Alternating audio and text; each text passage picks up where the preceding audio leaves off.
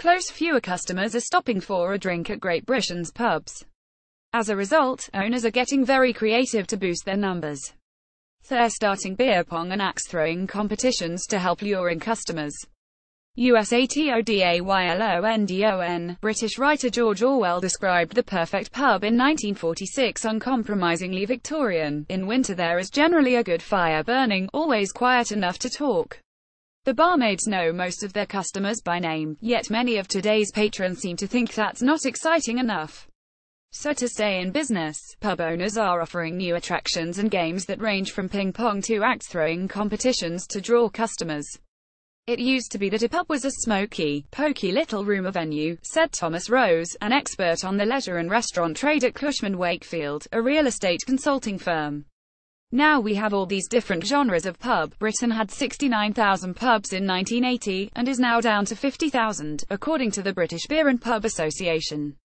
It says the industry employs 1 million people nationwide and contributions $28 billion annually to the economy. Ye Olde Cheshire Cheese, a historic pub that has stood on the same spot off London's Fleet Street for centuries. Photo Kim Hjelmgaard, USA Today. And pubs are closing at a rate of 21 per week, according to the Campaign for Real Ale, a volunteer group that lobbies for the old-school pub. This declining trend stems from several factors. Britons are shunning expensive pints at the pub, $5 on average, for cheaper alcohol bought at a supermarket.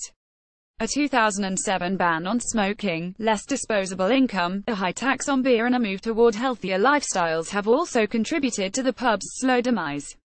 There are long-term changes in the way Britons conduct their social lives, said Neil Williams, spokesman for the Beer and Pub Association. Our homes have become entertainment zones in their own right. That wasn't the case 40 or 50 years ago. To get people out of their homes and back into the pubs, a new generation of zany, entertainment-focused bars have sprung up in Britain over the past few years. Customers throw axes at Whistle Punks, a new mini chain of pubs in Britain. Photo Whistle Punks at Bounce Beer meets ping pong in a hipster setting in a cavernous basement on the edge of London's financial district. Paddle-related art decorates the walls, and mood lighting fills the room. There's never going to be anything that replaces the pub in British people's hearts. It's always been the seat of community activity, and where you go as a family on a Sunday or to meet your friends, said Oliver Raisons, a Bounce marketing executive. But younger generations prefer to spend money on doing things, on experiences, he said. Bounce opened its first US venue last year in Chicago and wants to expand to China and the Middle East.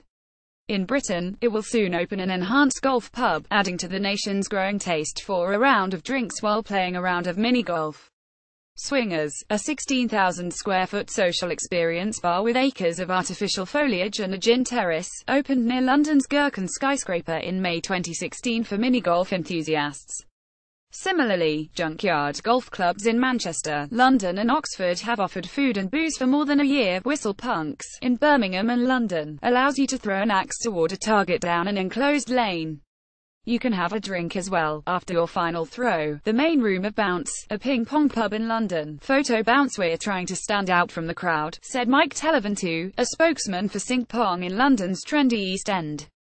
Beer drinkers can reserve a table for up to 30 people, complete with what the venue calls classic red American party cups. Sing Pong is where a new breed of pub devotees go to play the US college game beer pong. Televentu said it was inspired by the movie American Pie. We looked at what was happening with the pub model, that it was dying, and we felt this was partly because people weren't coming to play a traditional game of darts anymore, said Steve Moore, the co-founder of Flight Club, a small London pub chain that developed a dart tracking technology that keeps score for the players. We decided to supercharge it, he said. Moore said Flight Club's 2 locations are booked for the next 5 months. Like Bounce, it also plans to open in Chicago.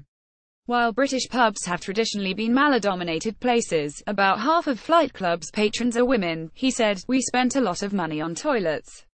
Very important, he added. A publicity shot from Flight Club, pub with a digital darts board, shows customers playing the game in London. Photo Flight Club. Yet the old ways also matter. A typical British pub is small, quaint. In the country, it has local ales, maybe a log fire and a Labrador. Technology entrepreneur Richard Sad said as he enjoyed a game of darts at Flight Club with work colleagues. Pubs are much more than places where people gather to drink, said Tim Page, chief executive of the Campaign for Real Ale, the volunteer group In many communities, rural and urban, they are cornerstones, a fundamental part of the glue that holds people together.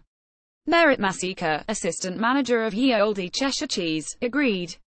The historic pub has stood on the same spot off London's Fleet Street for centuries. Its dark interior has hosted Charles Dickens, Sir Arthur Conan Doyle and many other famous names.